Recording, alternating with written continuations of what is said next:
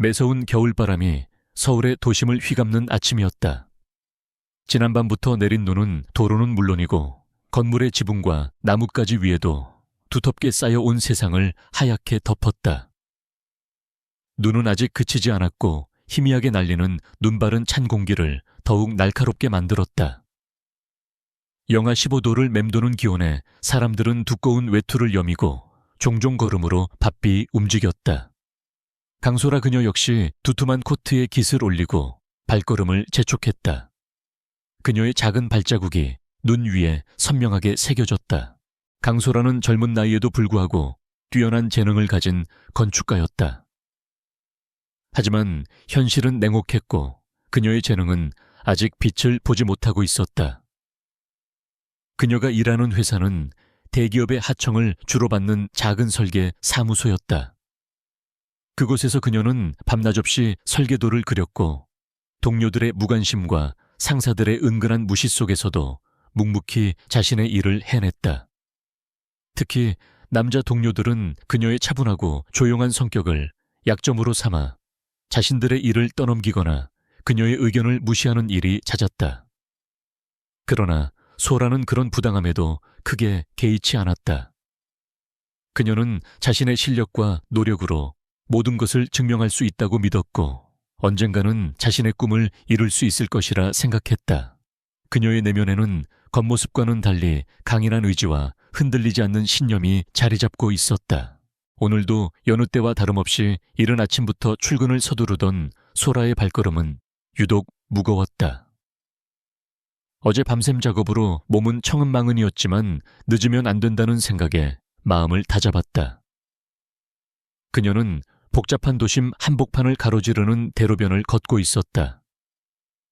출근 시간이라 자동차들은 거북이 걸음으로 늘어서 있었고 경적 소리가 끊이지 않았다. 눈길이라 운전은 더욱 조심스러웠다. 그때였다. 저 멀리서 아찔한 광경이 눈에 들어왔다. 한 고급 세단이 눈길에 미끄러져 중앙선을 넘어 반대편 차선으로 돌진하는가 싶더니 가까스로 멈춰 서려는 순간 옆에 서 있던 작은 경차와 부딪혔다. 큰 사고는 아니었지만 경차의 운전석 문이 찌그러지면서 운전자가 쉽게 나올 수 없는 상황이 되었다. 주변의 차들은 일시적으로 멈춰섰지만 이내 몇몇 차들이 사고 현장을 피해 옆 차선으로 빠져나가기 시작했다. 사람들은 차 안에서 구경하듯 바라볼 뿐 누구 하나 선뜻 나서서 도움을 주려는 기색은 보이지 않았다. 바쁜 출근 시간이라 다들 제 갈 길을 가기에 바쁜 듯 했다. 소라는 사고 현장을 보자마자 발걸음을 멈췄다. 그녀의 눈에 들어온 것은 찌그러진 경차 안에 갇힌 한 노부인의 모습이었다. 노부인은 잔뜩 겁에 질린 표정으로 떨고 있었고 문을 열려고 안간힘을 쓰고 있었지만 소용없었다. 차 안에서 연기가 희미하게 피어오르는 것이 보였다. 자칫하면 더 큰 위험에 처할 수도 있는 상황이었다. 소라는 잠시의 망설임도 없이 사고 현장으로 발걸음을 옮겼다. 그녀는 평소에도 남을 돕는 일에 주저함이 없었다. 특히 약하고 도움이 필요한 사람을 보면 더욱 그랬다. 그녀의 마음속에는 항상 올바름과 정의에 대한 강한 믿음이 있었다. 그녀는 재빨리 노부인의 차로 다가갔다. 차문은 심하게 찌그러져 꼼짝도 하지 않았다. 소라는 주변을 둘러봤지만 딱히 도움을 줄 만한 도구는 보이지 않았다. 그녀는 침착하게 상황을 판단했다. 먼저 운전석 창문을 통해 노부인에게 말을 건넸다. 할머니 괜찮으세요? 문이 안 열리네요. 제가 도와드릴게요. 노부인은 놀란 눈으로 소라를 바라보았다. 그녀의 얼굴에는 공포와 함께 체념의 그림자가 드리워져 있었다. 소라는 노부인을 안심시키려 노력했다. 그녀는 침착하게 문손잡이를 다시 한번 당겨보고 발로 차보기도 했지만 소용없었다. 차 안에서 연기가 점점 더 짙어지는 것을 보고 소라는 더 이상 지체할 수 없다고 판단했다. 그녀는 주변을 다시 한번 살폈다. 다행히 근처에 꽤 튼튼해 보이는 금속 막대기가 눈에 들어왔다. 아마도 공사 현장에서 흘러나온 것 같았다. 소라는 망설임 없이 그것을 집어들었다. 할머니, 제가 창문을 깰 거예요. 놀라지 마시고 얼굴을 가리세요. 소라의 단호한 목소리에 노부인은 고개를 끄덕이며 양손으로 얼굴을 가렸다. 소라는 심호흡을 한번 하고 금속 막대기로 운전석 창문의 모서리를 힘껏 내리쳤다. 첫 번째 시도에는 금이 가는 소리만 들릴 뿐 창문은 깨지지 않았다. 소라는 다시 한번 온 힘을 실어 내리쳤다. 쨍그랑 발 하는 소리와 함께 창문이 산산조각 났다. 유리 파편들이 사방으로 튀었지만 소라는 아랑곳하지 않았다. 그녀는 조심스럽게 파편들을 걷어내고 노부인에게 손을 내밀었다. 할머니, 천천히 나오세요. 제가 부축해 드릴게요. 노부인은 고마움과 안도감이 뒤섞인 표정으로 소라의 손을 잡았다. 소라는 노부인을 부축하여 조심스럽게 차 밖으로 나오게 했다. 차 안에서 피어오르던 연기는 점점 더 짙어져 갔고 얼마 지나지 않아 보닛 아래에서 작은 불꽃이 튀었다. 소라가 노부인을 차에서 구해낸 직후였다. 만약 몇 분만 더 지체했더라면 큰일이 날 뻔했다. 노부인은 소라의 품에 안겨 가늘게 떨고 있었다. 아가씨, 정말 고마워요. 아가씨 덕분에 살았어요. 정말 고마워요. 노부인의 목소리에는 진심 어린 감사가 담겨 있었다. 소라는 노부인을 안전한 곳으로 모시고 앉혔다. 주변에는 여전히 많은 사람들이 있었지만 아무도 선뜻 다가와 도움을 주지 않았다. 그들의 무관심은 소라의 마음을 아프게 했다. 그녀는 노부인의 상태를 살피며 119에 전화를 걸었다. 구급대원과 경찰이 곧 현장에 도착할 것이라고 했다. 소라는 노부인에게 자신의 외투를 벗어 덮어주었다. 추운 날씨에 노부인이 감기라도 들까 염려스러웠다. 노부인은 소라의 손을 꼭 잡았다. 그녀의 눈빛은 깊고 온화했으며 어딘가 모르게 위험이 느껴졌다. 단순히 평범한 노부인은 아닐 것 같다는 생각이 스쳤다. 아가씨, 이름이 뭐예요? 은혜는 꼭 갚을게요. 강소라예요, 할머니. 괜찮아요. 당연히 해야 할 일인걸요. 몸은 괜찮으세요? 어디 다친 곳은 없으시고요. 소라는 걱정스러운 표정으로 노부인을 살폈다. 노부인은 고개를 저으며 괜찮다고 했다. 그때 멀리서 사이렌 소리가 들려왔다. 구급차와 경찰차가 사고 현장으로 다가오고 있었다. 소라는 안도감에 한숨을 내쉬었다. 노부인은 소라의 손을 놓지 않았다. 강소라, 잊지 않을게요. 정말 고마워요. 이건 내 명함인데. 노부인은 떨리는 손으로 고급스러운 명함 한 장을 소라의 손에 쥐어주었다. 명함에는 금화그룹 회장 이여진이라고 적혀 있었다. 소라는 명함을 받아들고 깜짝 놀랐다. 금화그룹이라면 대한민국에서 손꼽히는 대기업이 아닌가. 이런 분이 왜 이런 낡은 경차를 타고 혼자 다니고 있었을까 하는 의문이 들었다. 하지만 그럴 새도 없이 구급대원들이 도착했고 노부인의 상태를 확인하기 시작했다. 노부인은 구급대원들에게 소라가 자신을 구해준 이야기를 하며 몇 번이고 고맙다는 말을 전했다. 소라는 노부인이 구급차에 실려가는 것을 지켜보았다. 노부인은 차 안에서도 소라에게 손을 흔들며 고맙다는 인사를 잊지 않았다. 소라는 흐뭇한 미소를 지었다. 자신의 작은 행동이 누군가에게 큰 도움이 되었다는 사실이 그녀를 뿌듯하게 만들었다. 그녀는 손에 쥐어진 명함을 다시 한번 바라보았다. 금화그룹 회장이라니. 상상도 못했던 인물이었다. 소라는 명함을 조심스럽게 외투 주머니에 넣고 다시 발걸음을 재촉했다. 지각을 하면 안 된다는 생각이 들었다. 사고 현장을 벗어나 다시 바쁜 출근길에 합류했지만 소라의 마음속에는 방금 전의 사건이 생생하게 남아 있었다. 노부인의 떨리던 손길과 진심 어린 눈빛, 그리고 금화그룹 회장이라는 뜻밖의 이름. 이 모든 것이 마치 꿈처럼 비현실적으로 느껴졌다. 그녀는 평생을 평범하게 살아왔고 앞으로도 그럴 것이라고 생각했다. 하지만 오늘 아침에 이 우연한 만남이 그녀의 삶에 어떤 변화를 가져올지 그때의 소라는 전혀 예상하지 못했다. 그녀는 그저 자신이 할 일을 했을 뿐이라고 생각했지만 운명은 이미 다른 그림을 그리고 있었다.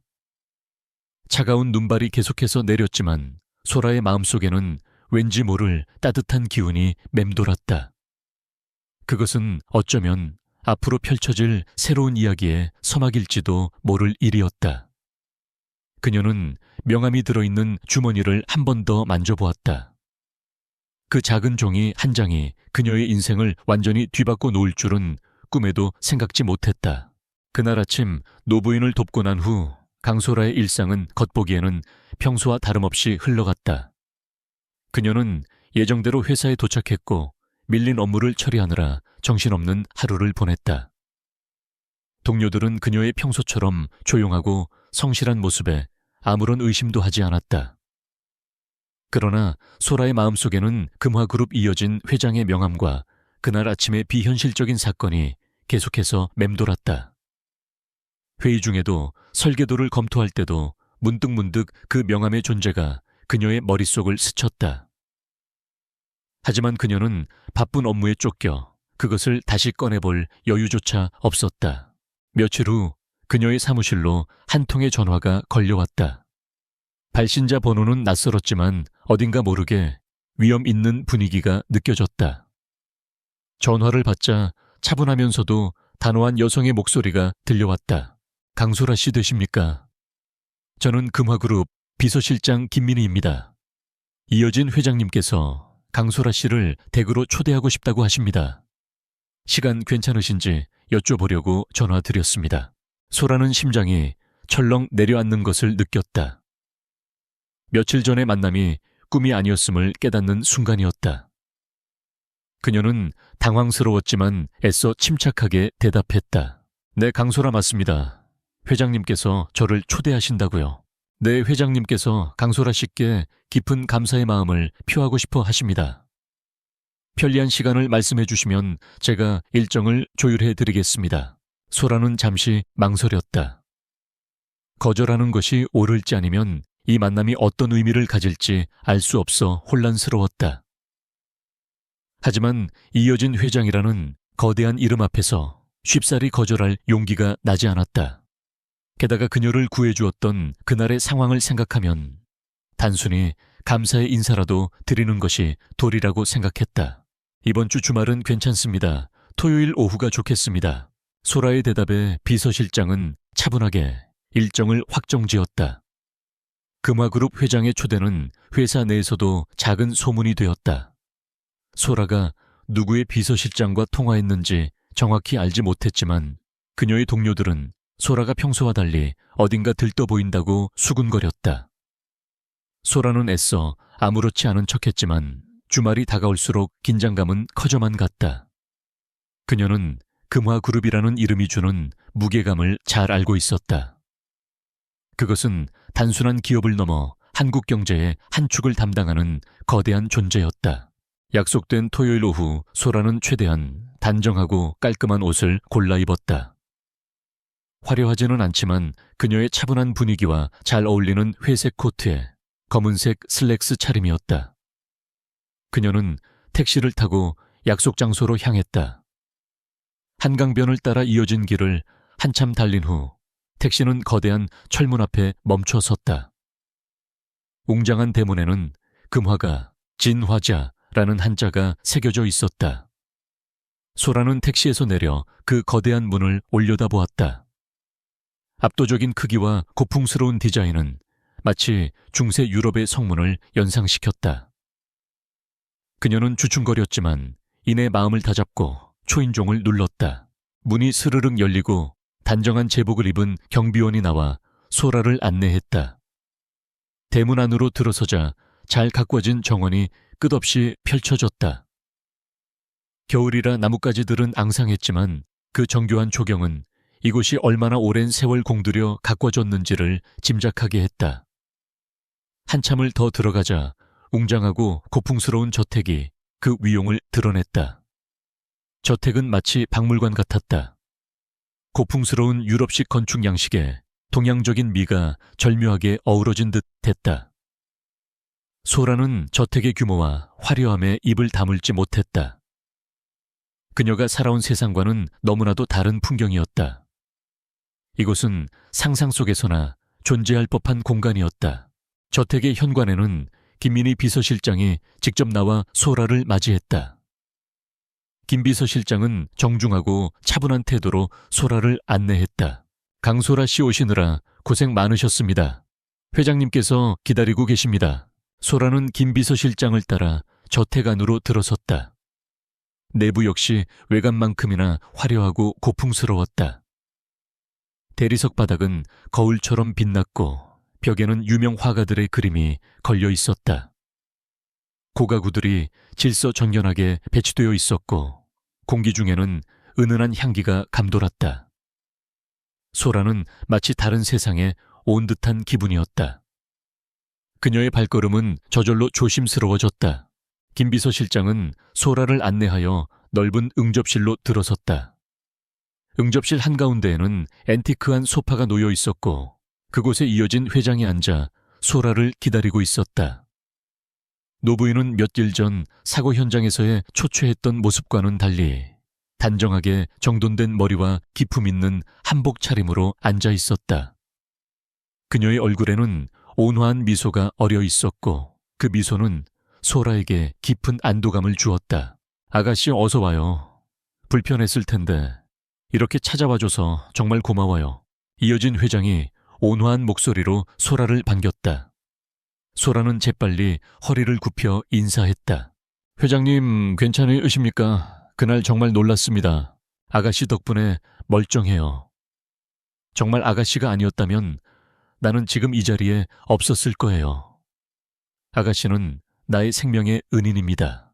이어진 회장은 소라의 손을 따뜻하게 잡으며 진심으로 감사함을 표했다. 그녀의 눈빛에는 깊은 신뢰와 애정이 담겨 있었다. 소라는 겸손하게 고개를 숙였다. 아닙니다, 회장님. 당연히 해야 할 일을 했을 뿐입니다. 겸손한 마음씨까지 가졌으니 아가씨는 정말 하늘이 내려준 사람 같아요. 앉아요. 앉아서 이야기해요. 이어진 회장은 소라를 옆자리에 앉히고 차를 따라주었다. 따뜻한 차 한 잔이 차가웠던 몸을 녹여주었다. 잠시 동안 안부를 묻는 평범한 대화가 오갔다. 그리고 이어진 회장은 본론을 꺼냈다. 소라 아가씨, 내가 이 자리에 아가씨를 초대한 이유가 있어요. 단순히 고마움을 전하고 싶어서만은 아니에요. 소라는 이어진 회장의 말에 귀를 기울였다. 어딘가 모르게 진지함이 느껴졌다. 사실 나는 소라 아가씨를 처음 본 순간부터 보통 사람이 아니라는 걸 직감했어요. 그 극한의 상황에서도 침착하게 나를 구해내는 모습, 그리고 그 어떤 대가도 바라지 않고 묵묵히 제 갈 길을 가는 모습을 보면서 이런 아이라면 내 귀한 손자를 맡길 수 있겠다는 생각이 들었지요. 소라는 이어진 회장의 말에 눈을 크게 떴다. 손자 맡긴다니 그녀는 영문을 알 수 없어 당황했다. 이어진 회장은 소라의 놀란 표정을 보더니 온화하게 웃으며 말을 이었다. 내 손자 이재환이라고 있어요. 지금 금화그룹의 총괄 사장이지요. 재환이는 능력 있고 잘생겼지만 어딘가 모르게 차갑고 사람을 잘 믿지 못하는 면이 있어요. 특히 사랑에 대해서는 더욱더 그래요. 어릴 적 아픔이 있어서 그런지 늘 외로워 보이고 진정한 사랑을 찾지 못하고 있지요. 그래서 늘 걱정이었어요. 나는 내 눈을 믿어요. 아가씨의 따뜻한 마음씨와 강직함이라면 재환이의 얼어붙은 마음을 녹여줄 수 있을 거라고 생각했어요. 이어진 회장의 말은 소에게 청천벽력과도 같았다. 그녀는 믿을 수 없다는 듯 이어진 회장을 바라보았다. 소개팅도 아니고 생판 처음 보는 사람에게 자신의 손자를 맡기겠다고 말하다니. 그것도 대한민국 최고 재벌 그룹의 총괄 사장이라는 사람을. 소라는 얼굴이 붉어졌지만 애써 침착하게 거절의 뜻을 전했다. 회장님, 정말 감사한 말씀이십니다만 저는 너무나도 평범한 사람입니다. 회장님의 귀한 손자분께는 어울리지 않을 것입니다. 그리고 저는 그런 의도로 회장님을 도와드린 것이 아닙니다. 소라의 목소리에는 단호함이 섞여 있었다. 그녀는 누군가의 조건이나 배경을 보고 관계를 맺는 것을 극도로 싫어했다.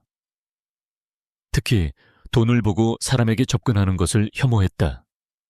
재벌그룹 회장의 손자를 만나라는 제안은 그녀에게 모욕적으로 느껴지기까지 했다. 하지만 이어진 회장은 소라의 거절에도 불구하고 전혀 흔들림 없는 표정이었다. 오히려 그녀의 눈빛은 더욱 확신에 찬 듯 빛났다. 소라 아가씨, 내가 바라는 건 아가씨의 배경이나 재물이 아니에요.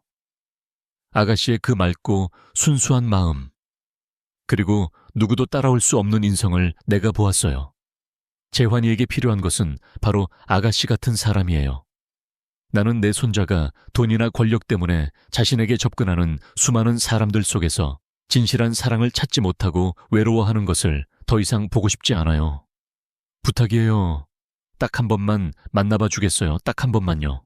이어진 회장은 소라의 손을 다시 잡으며 간곡하게 부탁했다. 그녀의 눈빛은 진심으로 가득 차 있었다. 소라는 난감했다. 이어진 회장의 진심이 느껴졌지만 그럼에도 불구하고 그녀는 이 상황이 너무나도 부담스러웠다. 그때였다. 응접실 문이 열리고 한 남자가 들어섰다. 큰 키에 조각 같은 얼굴, 날카로운 눈빛과 냉철한 분위기는 보는 이로 하여금 절로 위압감을 느끼게 했다. 그는 이어진 회장의 손자이자 금화그룹의 총괄 사장 이재환이었다.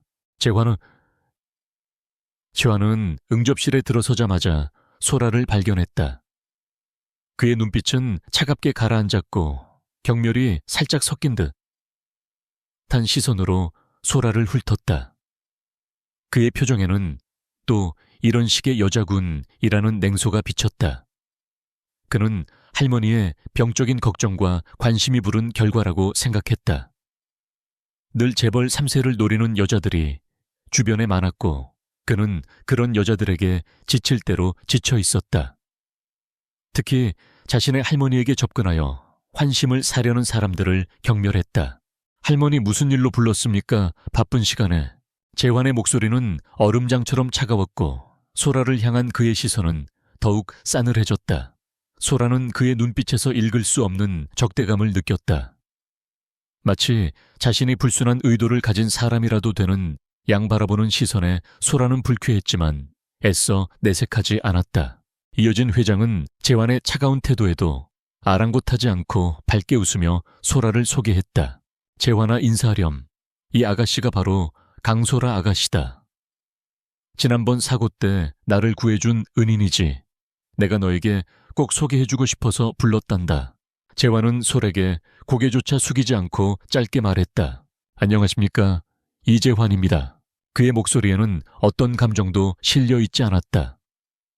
소라는 그의 무례한 태도에 살짝 얼굴이 굳어졌지만 침착하게 대답했다.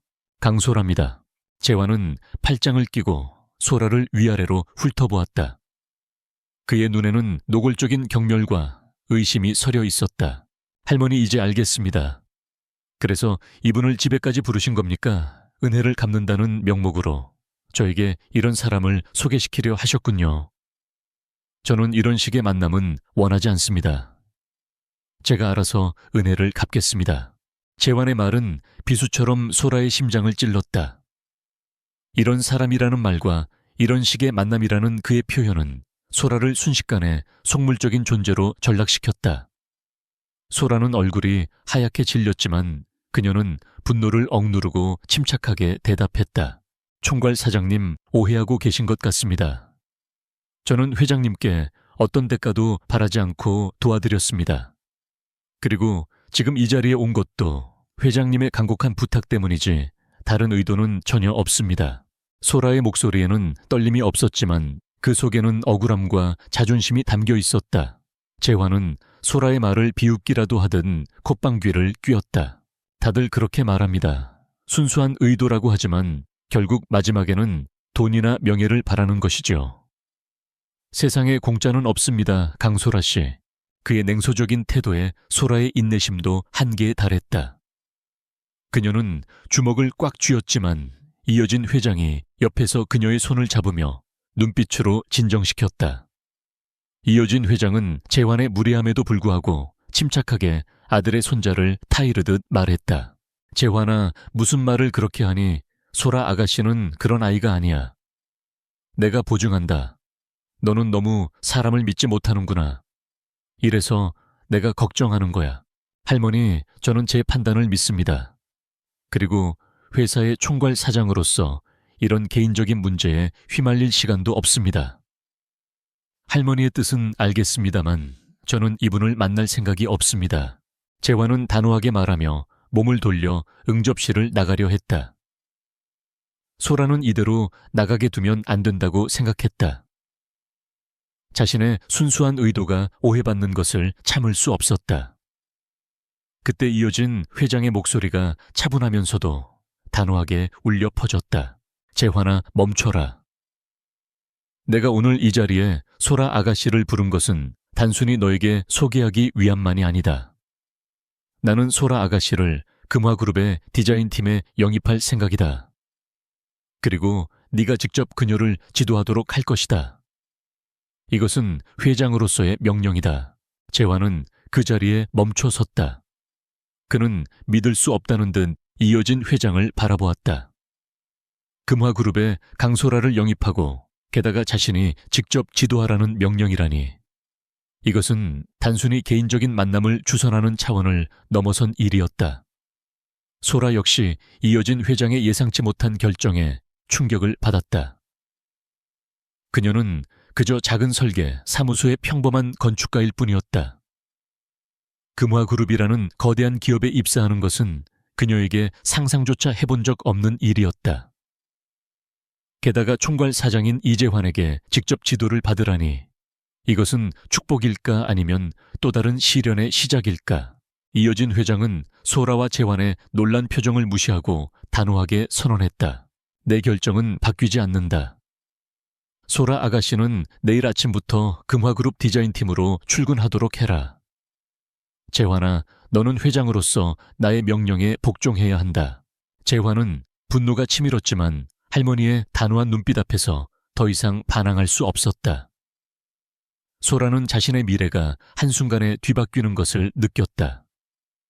그녀는 여전히 이 상황이 혼란스럽고 믿기지 않았지만 이어진 회장의 굳건한 의지와 자신을 향한 신뢰를 외면할 수 없었다. 그녀의 심장은 빠르게 뛰었고 앞으로 펼쳐질 미지의 길에 대한 두려움과 함께 알 수 없는 기대감이 교차했다. 그녀는 자신이 감당할 수 있을지 알 수 없었지만 이어진 회장의 눈빛에서 느껴지는 강렬한 확신이 그녀를 이끌고 있었다. 금화그룹 디자인팀으로의 첫 출근 날.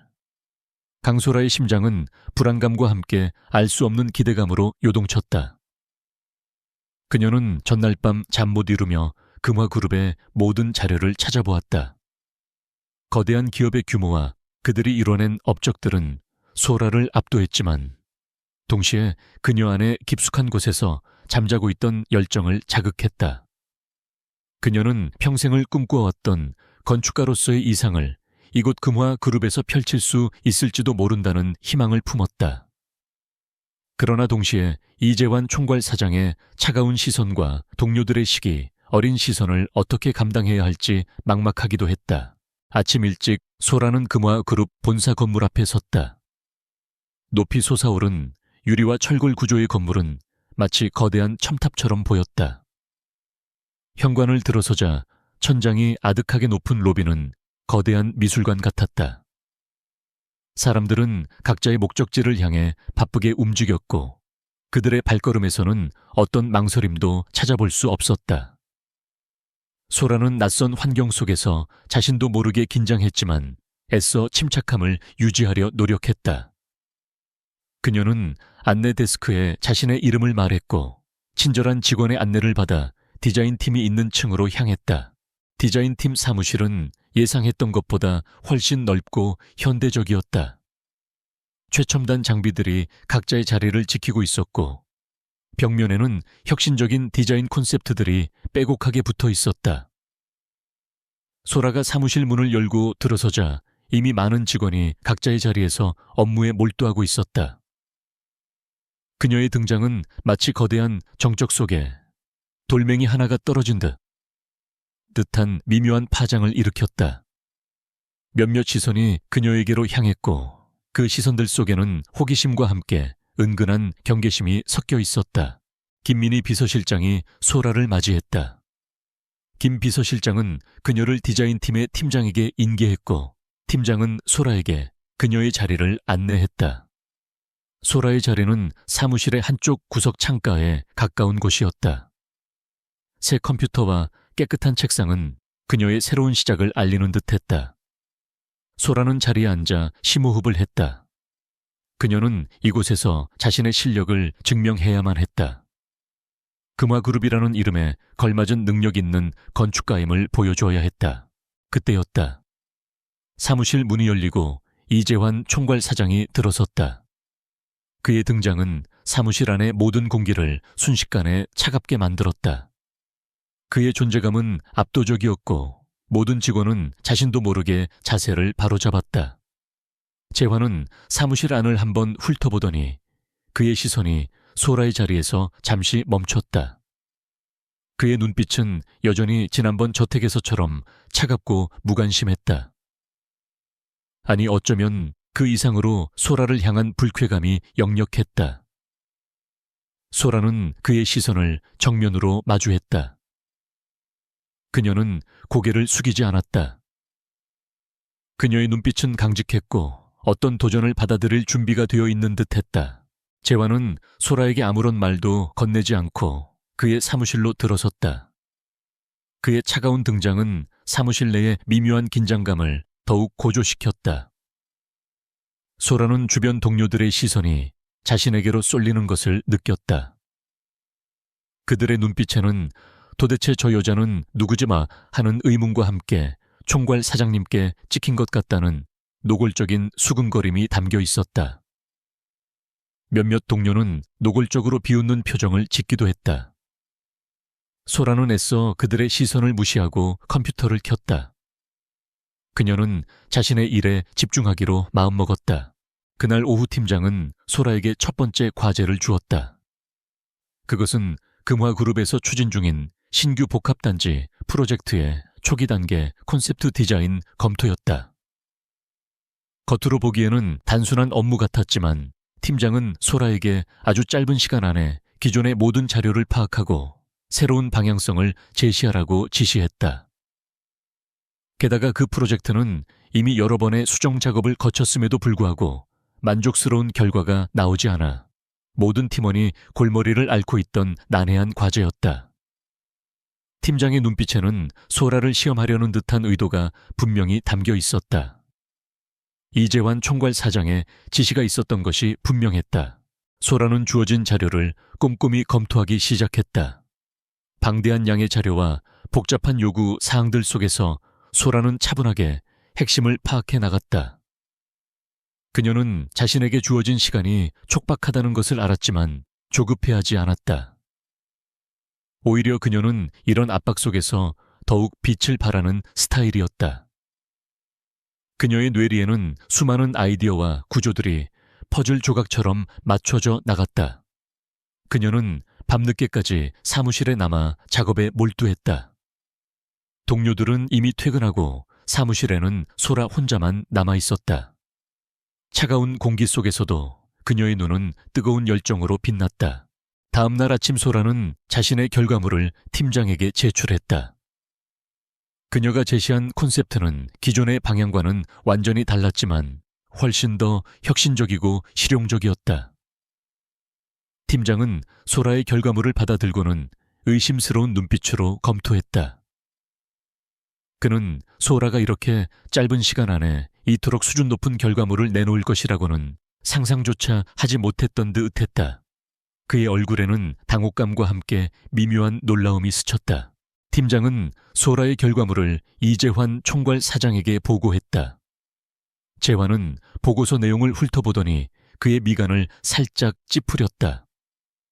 그는 소라가 제출한 디자인 콘셉트가 기존의 방식과는 너무나도 달랐기 때문에 쉽사리 받아들이지 못하는 듯 했다. 그는 소라를 사무실로 불렀다. 소라가 재환의 사무실 문을 열고 들어서자 그의 날카로운 시선이 그녀를 향했다. 그의 사무실은 간결하면서도 세련된 인테리어로 꾸며져 있었고 커다란 창밖으로는 서울의 정영이 한눈에 들어왔다. 강소라 씨, 이 콘셉트가 강소라 씨가 제안한 것입니까?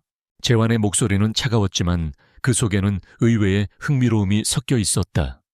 소라는 침착하게 대답했다. 네, 총괄 사장님. 제가 검토하고 제안한 콘셉트입니다.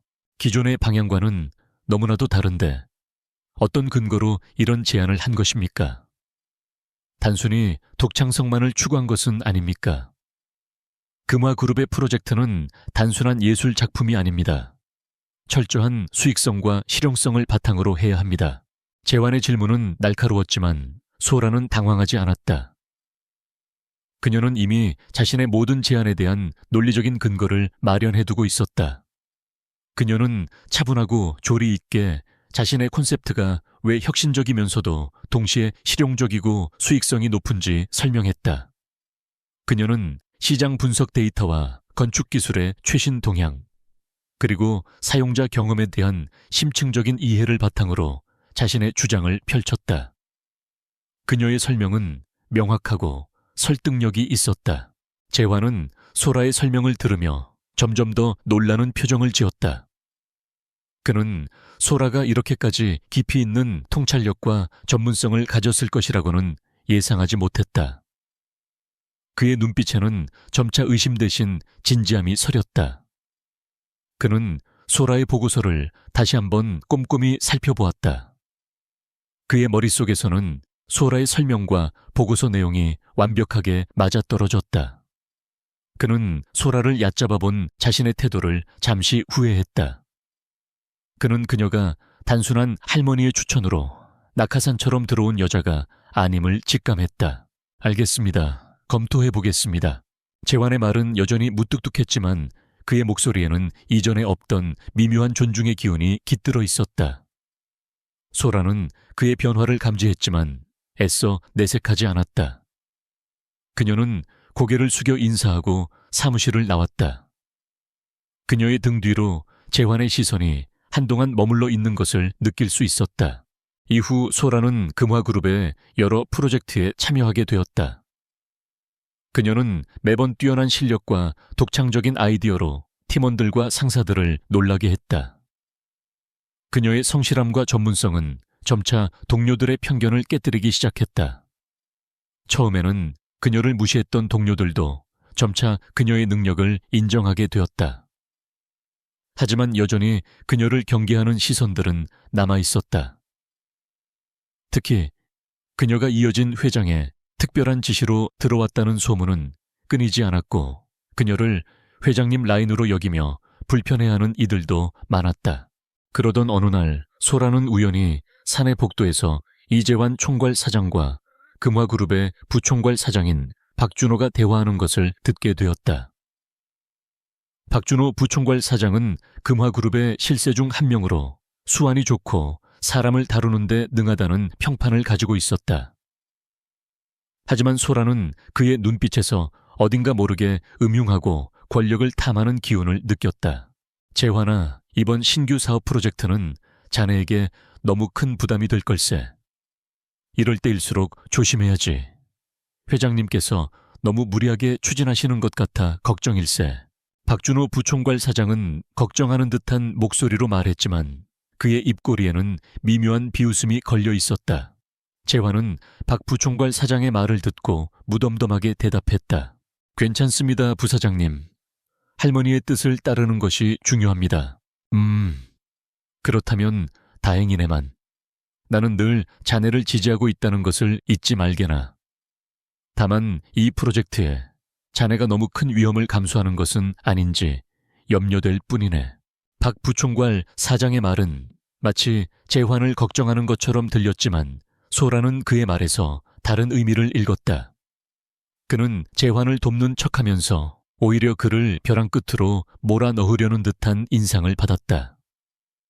그의 눈빛에는 재환을 몰아내고 자신이 그 자리를 차지하려는 야심이 번뜩였다.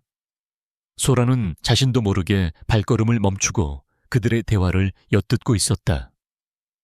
그녀는 박 부총괄 사장이 말하는 신규 사업 프로젝트가 무엇인지 알지 못했지만 어쩐지 불길한 예감이 들었다. 그날 이후 소라는 박준호 부총괄 사장의 행동을 유심히 살피기 시작했다. 그녀는 그가 이재환 총괄 사장의 약점을 찾기 위해 은밀하게 움직이고 있다는 것을 직감했다. 그는 재환의 프로젝트마다 사소한 문제들을 만들어내거나 중요한 정보를 누락시키는 등 교묘한 방법으로 재환을 방해하려 했다. 소라는 박 부총괄 사장의 교활함에 놀라움을 금치 못했다. 그녀는 자신이 예상했던 것보다 훨씬 더 복잡하고 위험한 권력 다툼의 한가운데에 놓여 있음을 깨달았다.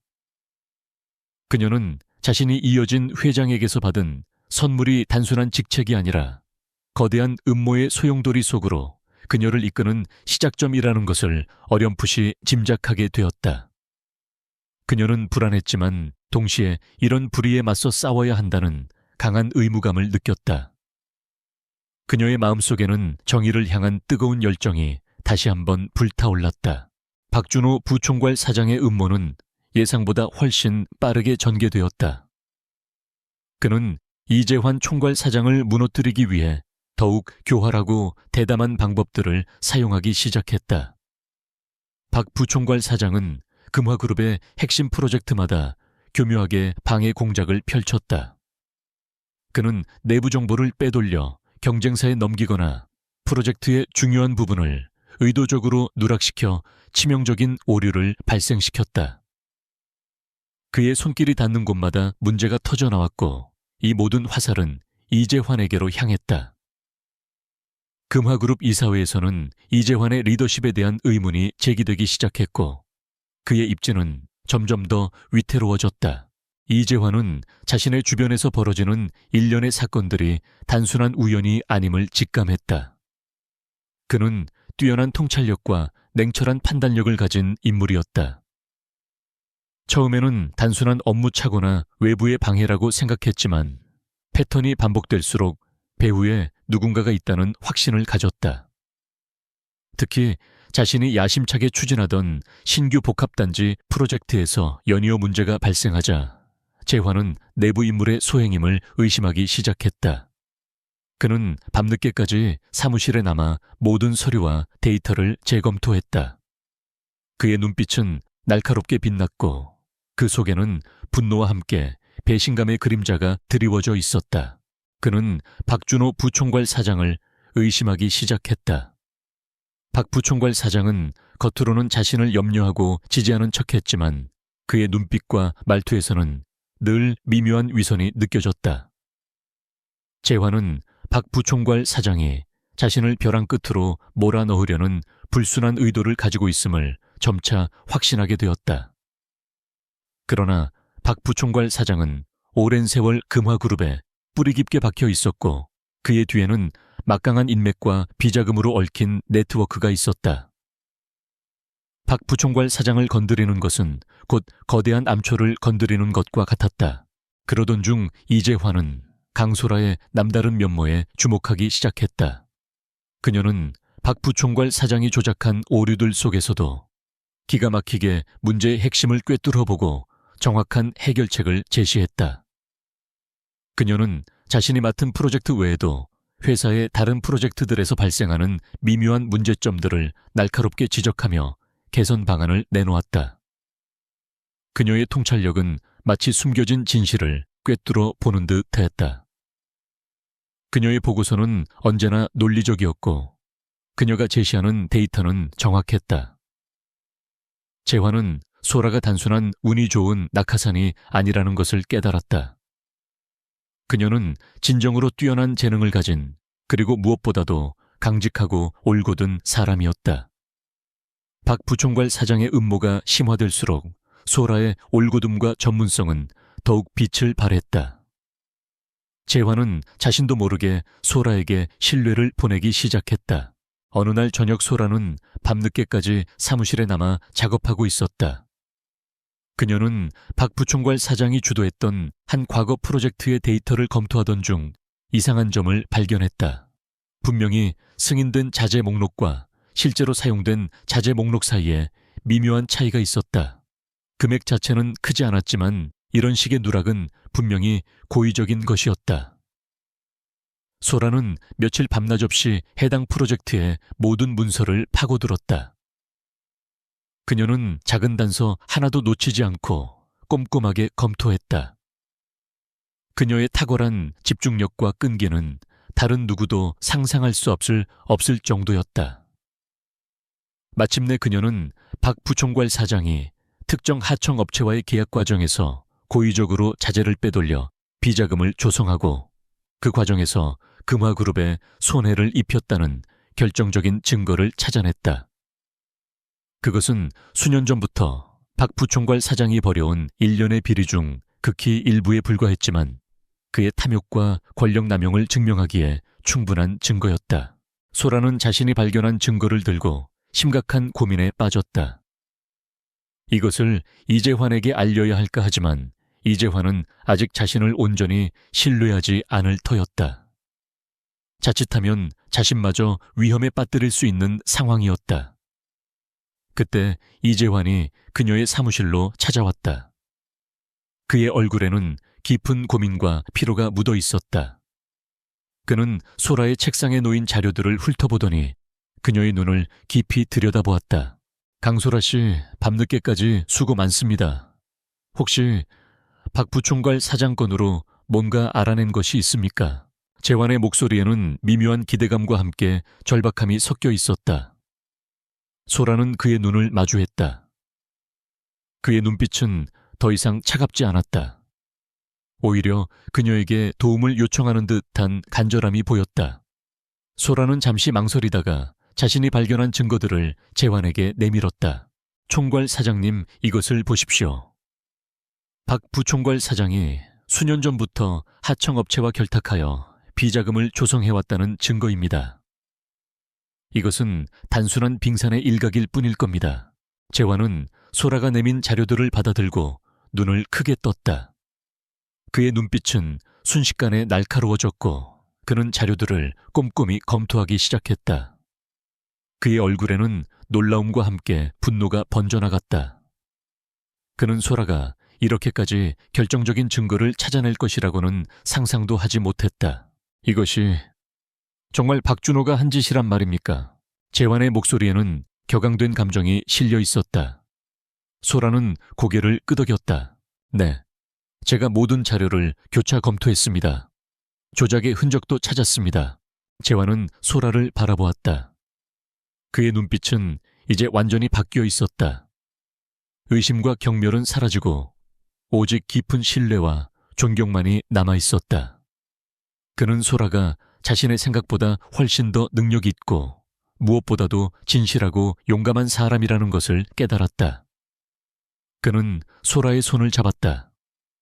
그의 손은 뜨거웠고 그 속에는 진심 어린 감사가 담겨 있었다. 강소라 씨, 정말 고맙습니다. 당신이 아니었다면 저는 이 진실을 영원히 알지 못했을 겁니다. 이제부터 우리 함께 박준호를 막아야 합니다. 당신의 도움이 필요합니다. 재환의 제안에 소라는 잠시 망설였다. 이것은 단순한 업무를 넘어선 위험한 싸움이 될 것이었다. 하지만 그녀는 불의를 묵과할 수 없었다. 이어진 회장님의 정의로움과 이재환 총괄 사장의 진심이 그녀의 마음을 움직였다. 네, 총괄 사장님. 제가 도울 수 있는 한 최선을 다하겠습니다. 하지만 이건 위험한 일입니다. 조심해야 합니다. 알고 있습니다. 하지만 더 이상 물러설 곳이 없습니다. 우리는 박준호의 모든 비리를 밝혀내야 합니다. 금화그룹을 위해서도 그리고 정의를 위해서도. 그날 이후 강소라와 이재환은 비밀리에 협력하기 시작했다. 그들은 밤늦게까지 함께 사무실에 남아 박 부총괄 사장의 비리를 파헤쳤다. 재환은 자신의 인맥과 권력을 이용하여 접근하기 어려운 내부 정보들을 확보했고 소라는 그녀의 예리한 분석력과 꼼꼼함으로 그 정보들 속에서 박 부총괄 사장의 약점과 증거들을 찾아냈다. 그들의 협력은 완벽한 시너지 효과를 냈다. 마치 오랜 시간 함께 일해온 베테랑 팀처럼 그들은 서로의 강점을 최대한 활용하며 박 부총괄 사장의 그림자를 추적했다. 그들은 함께 위험한 상황에도 직면했다. 박 부총괄 사장은 그들이 자신을 조사하고 있다는 것을 어렴풋이 눈치챘고 그들을 방해하기 위해 갖가지 방법을 동원했다. 중요한 자료가 사라지거나 그들이 접근하려는 인물들이 갑자기 종적을 감추는 일도 있었다. 어느 날 밤 그들은 박 부총괄 사장의 비밀 금고가 있는 곳으로 잠입하려다 경비원에게 발각될 뻔한 아찔한 순간도 겪었다. 재환은 소라를 보호하기 위해 몸을 던졌고 소라는 그런 재환의 모습에서 이전에 보지 못했던 인간적인 면모를 보았다. 그의 차가운 겉모습 속에 숨겨진 뜨거운 정의감과 용기를 느꼈다. 위험한 순간들을 함께 헤쳐나가면서 그들 사이의 관계는 급변하기 시작했다.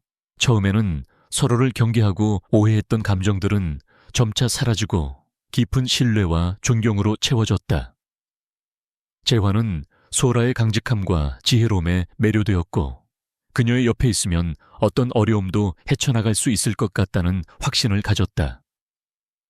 소라 역시 재환의 냉철함 속에 숨겨진 따뜻한 마음과 금화그룹을 향한 진심 어린 책임감에 감동받았다. 그들은 서로에게 의지하고 서로를 보호해 주었다. 어느 날 새벽 그들은 박 부총괄 사장의 비자금 장부를 해독하던 중이었다. 사무실에는 정적만이 감돌았고 오직 키보드 소리만이 간간히 들릴 뿐이었다. 재환은 잠시 작업을 멈추고 소라를 바라보았다. 그녀의 얼굴에는 피로가 역력했지만 그녀의 눈빛은 여전히 초롱초롱하게 빛나고 있었다. 그는 자신도 모르게 손을 뻗어 소라의 머리카락을 부드럽게 쓰다듬었다. 소라는 깜짝 놀라 고개를 들었고 재환의 눈빛과 마주쳤다. 그의 눈빛은 이전과는 달리 부드럽고 따뜻했다.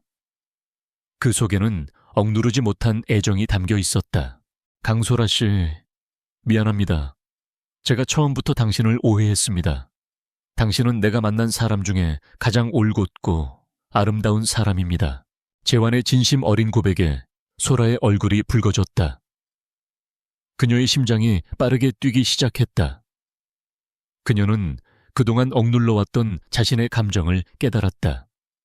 그녀 역시 재환의 차가운 겉모습 뒤에 숨겨진 진실한 모습에 끌리고 있었다. 그녀는 그의 손길을 피하지 않았다. 총괄 사장님, 저도 사장님을 오해했습니다. 그 순간 그들은 서로에게서 더 이상 숨길 수 없는 감정을 확인했다. 그것은 단순한 협력 관계를 넘어선 깊고 복잡한 감정의 시작이었다. 그들은 서로의 손을 잡았다. 그들의 손에는 비리를 파헤친 증거들과 함께 서로를 향한 따뜻한 마음이 담겨 있었다. 그들의 눈빛에는 이제 더 이상 의심이나 경계심은 없었다. 오직 서로에 대한 깊은 신뢰와 사랑만이 존재했다. 그러나 그들이 감정을 확인하는 순간에도 박준호 부총괄 사장의 그림자는 그들을 덮치고 있었다. 그들은 박 부총괄 사장의 비리 증거를 거의 다 모았지만 박 부총괄 사장 역시 그들의 움직임을 감지하고 최후의 방역을 준비하고 있었다. 그는 재환의 약점을 잡기 위해 수단과 방법을 가리지 않을 것이었다. 그들의 앞에는 아직 거대한 폭풍이 기다리고 있었다.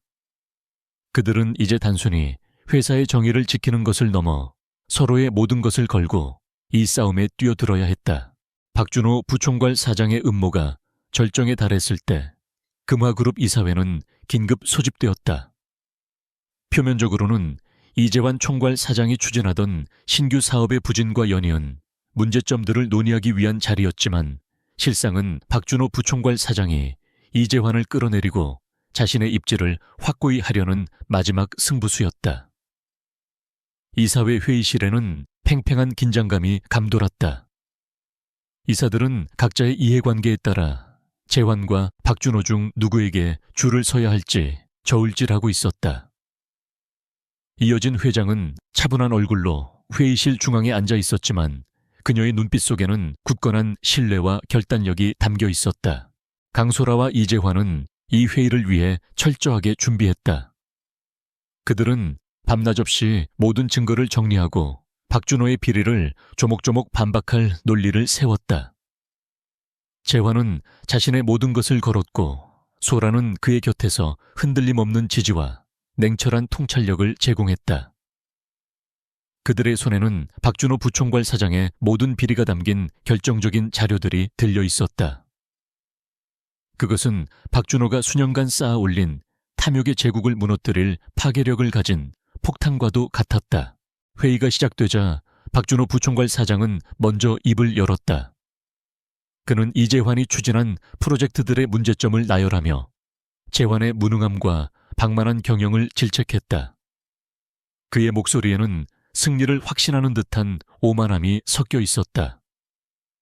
그는 미리 매수해둔 몇몇 이사들과 함께 재환에게 맹공을 퍼부었고 회의실의 분위기는 삽시간에 박준호에게 유리하게 흘러가는 듯했다. 이재환은 박준호의 공격을 묵묵히 듣고 있었다. 그의 얼굴에는 어떤 동요도 없었다. 그는 차분하게 다음 순서를 기다렸다. 이윽고 이어진 회장의 지시로 이재환에게 발언권이 주어졌다. 재환은 자리에서 일어나 회의실 중앙으로 걸어 나갔다. 그의 뒤에는 강소라가 침착하게 서 있었다. 재환은 차분하지만 단호한 목소리로 입을 열었다. 존경하는 이사 여러분, 저는 오늘 이 자리에서 저의 불찰과 부덕함으로 인해 발생한 문제들을 인정합니다. 그러나 동시에 저는 금화그룹의 심장을 갉아먹고 있는 진짜 암덩어리를 고발하고자 합니다. 그것은 바로 박준호 부총괄 사장의 오랜 비리와 부패입니다. 재환의 폭탄 선언에 회의실은 술렁거렸다. 이사들의 얼굴에는 놀라움과 혼란이 뒤섞였다. 박준호 부총괄 사장은 얼굴이 하얗게 질렸지만 이내 냉소를 지으며 재환을 비난했다. 이재환 총괄 사장 무슨 망언을 하는 건가? 자네의 무능함을 감추기 위해 나를 모함하려는 수작인가? 모함이 아닙니다. 박 부총괄 사장님. 제가 오늘 이 자리에서 제시할 모든 증거는 당신의 탐욕이 어떻게 금화그룹을 좀먹어 왔는지 명백히 보여줄 것입니다. 재환은 소라에게 눈짓했고 소라는 미리 준비해온 프레젠테이션을 시작했다. 그녀는 박준괄 부총괄 사장의 비자금 조성 내역, 특정 하청업체와의 불법적인 계약, 그리고 그로 인해 금화그룹이 입은 손해 규모를 조목조목 밝혔다. 그녀의 설명은 논리적이고 정확했으며 그녀가 제시하는 모든 데이터와 증거는 반박의 여지가 없었다. 그녀의 목소리는 차분했지만 그 속에는 불의에 대한 강한 비판과 진실을 향한 열정이 담겨 있었다. 회의실의 분위기는 180도 바뀌었다. 이사들은 소라가 제시하는 충격적인 증거들에 경악을 금치 못했다. 박준호 부총괄 사장은 얼굴이 불그락 푸르락해졌고 식은땀을 흘리며 더듬거렸다. 이 모든 것은 조작된 것입니다. 저 여자는 어디서 나타난 누구인지도 모르는 사람입니다. 재환 저런 여자와 결탁하여 나를 모함하려 하다니. 박준호는 격분하여 소라에게 달려들려 했지만 재환이 그의 앞을 막아섰다. 재환의 눈빛은 불꽃처럼 타올랐다. 박준호 부총괄 사장, 더 이상 추악한 변명은 통하지 않습니다. 강소라 씨는 금화그룹의 직원이며 누구보다 뛰어난 통찰력과 윤리의식을 가진 사람입니다. 당신의 비리는 이미 세상에 드러났습니다. 소라는 침착하게 추가 증거들을 제시했다. 그것은 박준호가 자신의 비자금을 해외 페이퍼 컴퍼니로 빼돌린 명백한 증거들이었다. 그녀는 금융기록과 해외 계좌 내역, 그리고 그가 서명한 위조 문서들을 화면에 띄웠다. 이 증거들은 박준호의 마지막 저항마저 무너뜨렸다. 그는 그 자리에 주저앉아 고개를 떨구었다. 그의 얼굴에는 절망과 함께 패배의 그림자가 드리워져 있었다.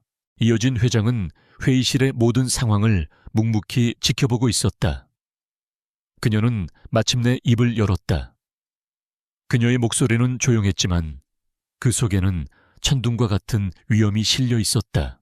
박준호 부총괄 사장, 당신은 오늘부로 금화그룹의 모든 직위에서 해임될 것입니다. 당신의 모든 불법 행위에 대해 법적 책임을 물을 것이며 단 하나의 예외도 없을 것입니다. 금화그룹은 정의와 윤리를 최우선으로 하는 기업입니다. 당신의 탐욕은 더 이상 이곳에 발붙일 수 없을 것입니다. 이어진 회장의 단호한 선언과 함께 박준호 부총괄 사장은 경비원들에게 끌려나갔다. 그의 모습은 더 이상 거만한 실세가 아니었다. 그는 비참한 패배자의 모습으로 회의실을 떠났다. 그의 몰락은 금화그룹 내부의 오랜 부패를 씻어내는 중요한 전환점이 되었다. 이사회는 이재환 총괄 사장의 리더십을 다시 한번 신뢰하게 되었고 그의 능력과 청렴함에 찬사를 보냈다. 박준호의 몰락 이후 금화그룹은 빠르게 안정을 되찾았다. 이재환은 그룹을 더욱 투명하고 효율적으로 이끌어 나갔다. 그는 과거 박준호 부총괄 사장의 영향력 아래에 있던 부서들을 정비하고 새로운 인재들을 등용하여 금화그룹의 체질을 개선했다. 그의 리더십 아래 금화그룹은 더욱 견고하고 윤리적인 기업으로 거듭났다. 강소라는 이 사건을 통해 금화그룹 내에서 확고한 입지를 다지게 되었다. 그녀의 뛰어난 능력과 올곧은 성품은 모든 직원에게 인정받았고 그녀는 디자인팀의 핵심 인재를 넘어 금화그룹 전체의 성장에 없어서는 안 될 존재가 되었다. 그녀는 더 이상 누구에게도 무시당하지 않았고 그녀의 의견은 늘 존중받았다. 그녀는 자신의 꿈을 향해 거침없이 나아갔고 그녀가 설계하는 모든 건물과 프로젝트에는 그녀의 철학과 열정이 고스란히 담겼다. 이재환과 강소라의 관계는 이제 단순한 동료나 상하 관계를 넘어섰다. 그들은 함께 목숨을 건 싸움을 헤쳐나가며 서로의 가장 깊은 부분까지 보게 되었다. 재환은 소라의 강인함과 순수함에 완전히 매료되었고 소라 역시 재환의 차가운 겉모습 뒤에 숨겨진 따뜻한 마음과 진정한 리더십에 깊이 반했다. 그들은 서로에게 없어서는 안 될 존재가 되었다.